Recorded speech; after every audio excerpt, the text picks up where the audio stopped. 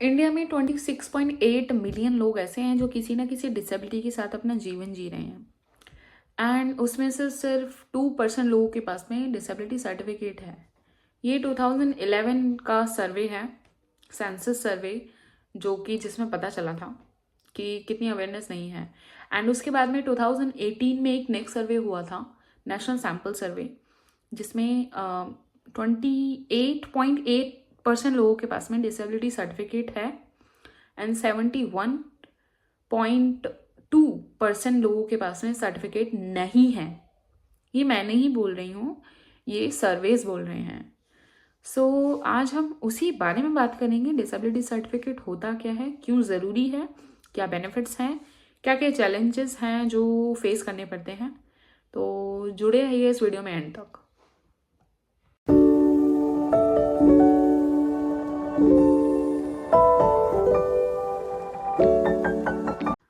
Hi everyone, I am Rima. I am back with another important video. Let's talk about disability certificate. Disability certificate होता क्या है? Disability certificate होता है एक official document जो Indian government के through issue होता है एंड वो एज अ प्रूफ काम करता है कि आप बेनिफिट्स के लिए एलिजिबल हैं, अनेबल हैं, सक्षम हैं उन सब बेनिफिट्स के लिए, जैसे health care benefit, educational facilities, reservations and financial assistance.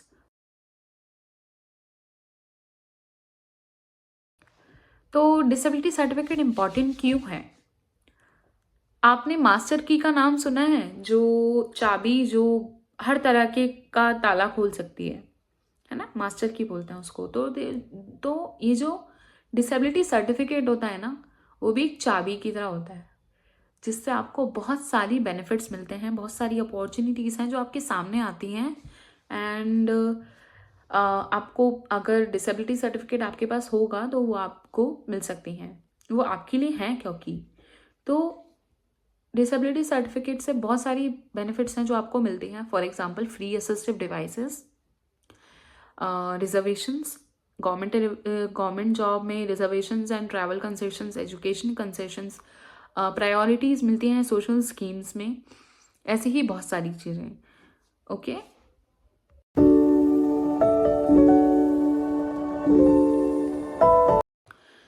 How to apply for disability certificate. सबसे पहले एलिजिबिलिटी क्राइटेरिया चेक करना होता है।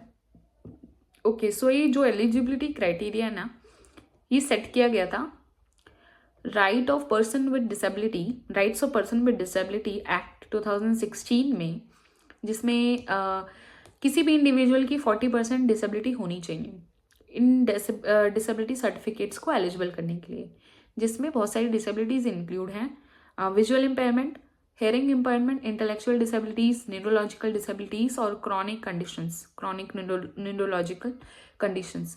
ये सारी जो डिसेबिलिटीज़ हैं आपको RPDWD एक्ट के लिस्ट में आपको मिल जाएंगी। You can check that, I will share that link in the description. तो सबसे पहले कुछ इंपॉर्टेंट डॉक्यूमेंट्स होते हैं जो आपको इकट्ठे करने होते हैं, जैसे proof of identity, Aadhaar card, pan card, passport ID, कुछ भी आप उसमें यूज़ कर सकते हो आइडेंटिटी प्रूफ के लिए। एड्रेस प्रूफ जैसे ration card, electricity bill, water bill, you can use anything जो भी आपके पास है। उसके बाद आते हैं मेडिकल रिपोर्ट्स। मेडिकल रिपोर्ट्स में डायग्नोस्टिस रिपोर्ट्स हो गई, असेसमेंट्स हो गए, टेस्ट रिपोर्ट्स हो गए, प्रिस्क्रिप्शंस हो गए, ये सब चीज़ें। पासपोर्ट साइज़ फ़ोटो जो कि रिसेंट की हो, पुरानी नहीं, रिसेंट की होनी चाहिए। उसके बाद में किसी भी आपको जाना कहाँ है, इन सबको लेके आपको जाना है किसी भी पास के गवर्नमेंट हॉस्पिटल में, या फिर जो भी अच्छा गवर्नमेंट हॉस्पिटल है आप वहाँ पे जा सकते हैं।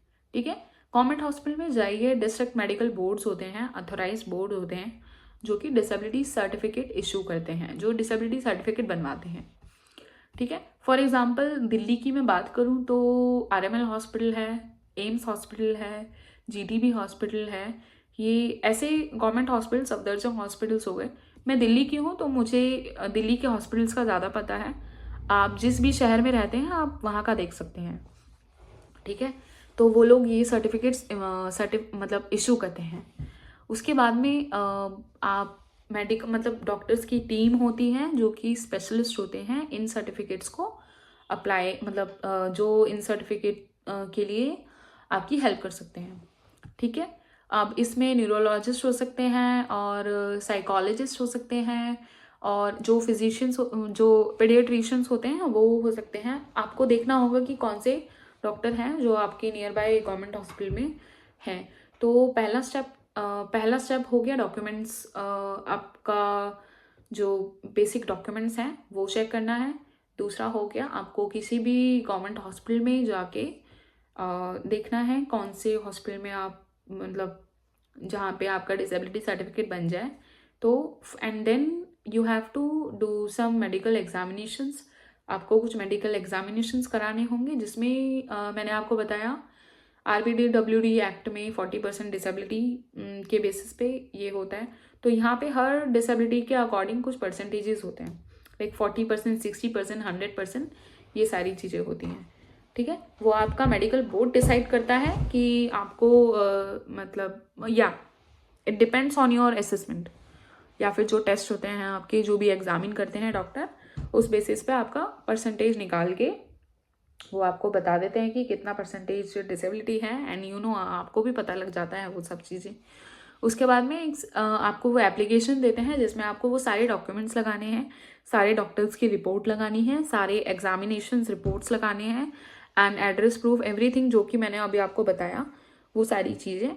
उसके बाद आपको एक एप्लीकेशन फॉर्म सबमिट करना होता है। ओके, सो स्वावलंबन card.gov.in ये वेबसाइट है जो कि UDID कार्ड्स बनाते हैं। अब ये UDID कार्ड्स क्या होते हैं वो भी मैं बता देती हूँ। यूनिक डिसेबिलिटी ID इसका पोर्टल होता है जो मैंने अभी आपको वेबसाइट बताई है। I will share the link in the description, you can check that. तो जहाँ पे आपको मेडिकल रिपोर्ट्स, अपना डॉक्यूमेंट्स, ये सब उस एप्लीकेशन फॉर्म के साथ में लगाने होते हैं। You can do it online और आप ऑफलाइन भी कर सकते हो। ओके, उसके बाद में आपका जब वो एप्लीकेशन सबमिट हो जाती है उसके 2-4 हफ्ते बाद में ही, लाइक 15 से 20 दिन, 15 से ज़्यादा आप 1 महीना मान लो, आपका सर्टिफिकेट आपको मिल जाता है जिसमें आपका डिसेबिलिटी टाइप होता है, परसेंटेज होता है और वैलिडिटी लिखा रहता है कि वो परमानेंट है या फिर टेम्परेरी है। ओके, एंड उसके बाद में फिर आपको जो फॉर्मेट होता है डिसेबिलिटी सर्टिफिकेट का वो UDID फॉर्मेट के अकॉर्डिंग होता है जो कि नेशनल रिकॉग्नाइज्ड है। ओके, तो इम्पॉर्टेंट थिंग, जो टेम्परेरी और परमानेंट मैंने सर्टिफिकेट आपको अभी बताया। टेम्परेरी वो होता है कि वो सर्टिफिकेट आपको 3 से 5 साल बाद में आपको रिन्यू करवाना पड़ता है। परमानेंट वो होता है जो आपका लाइफ टाइम चलता है। ठीक है, उसके बाद में डिजिटल एक्सेस, हाँ, आप डिजिटली एक्सेस भी कर सकते हो। अगर आप ऑनलाइन सर्टिफिकेशन करवा रहे हो UDID पोर्टल से तो आप अपना ट्रांसपेरेंसी चेक कर सकते हो, एप्लीकेशन चेक कर सकते हो, ट्रैक स्टेटस मतलब अपना स्टेटस ट्रैक कर सकते हो अपनी एप्लीकेशन का, वो सारी चीज़ें। तो वो सारे लिंक्स मैं आपको इस वीडियो के डिस्क्रिप्शन में दे दूँगी। Okay,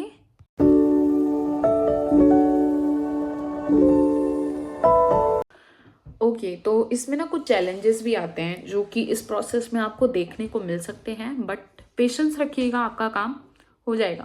because it's very important to get a disability certificate for important benefits and opportunities. बहुत इंपॉर्टेंट है ये सारी चीज़ें। ठीक है, बहुत लोगों को अवेयरनेस नहीं होती है जिस वजह से लोगों को पता ही नहीं होता इसका क्या प्रोसेस है, कैसे होना है। ठीक है, इसमें ब्यूरोक्रेट्स जो है ना वो थोड़ा काम डिले कर देते हैं, मेडिकल असेसमेंट में थोड़ा काम डिले हो जाता है। तो डोंट वरी, मतलब संयम रखिए, आप अपना डिसेबिलिटी सर्टिफिकेट बनवा सकते हैं। ठीक है, थोड़ा रूरल एरियाज़ में एक्सेसिबिलिटीज़ का इश्यूज हो जाता है, बट हाँ, आप बने रहिए उसी चीज़ों में। जो गवर्नमेंट ऑफिशियल्स होते हैं उनकी आप हेल्प ले सकते हैं, कुछ NGOs होते हैं आप उनकी हेल्प ले सकते हैं। जो भी फॉर एग्जांपल कुछ NGOs होते हैं, कुछ कम्युनिटीज़ होती हैं जो कि आपकी इस चीज़ में हेल्प कर सकते हैं। ठीक है, अभी हम बात करते हैं बेनिफिट्स की।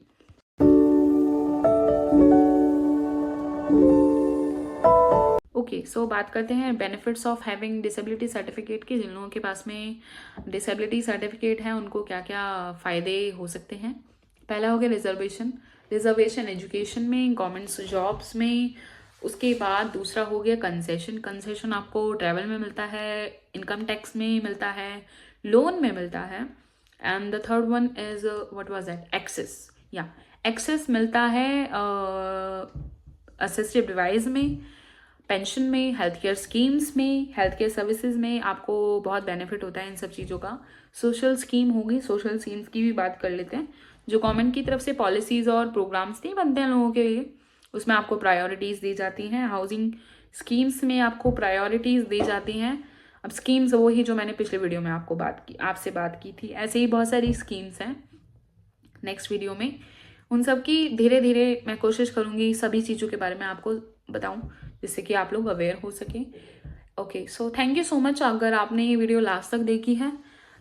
इफ़ यू थिंक कि ये बहुत हेल्पफुल है आपके लिए, या आपको कुछ भी ऐसा लगा कि आपने पहली बार जाना है, पहली बार आपको पता लगा है, तो उन लोगों के साथ में शेयर कीजिए जिनको इन सब चीज़ों की बहुत ज़्यादा ज़रूरत है, जिनको इन सब चीज़ों के बारे में पता होना चाहिए।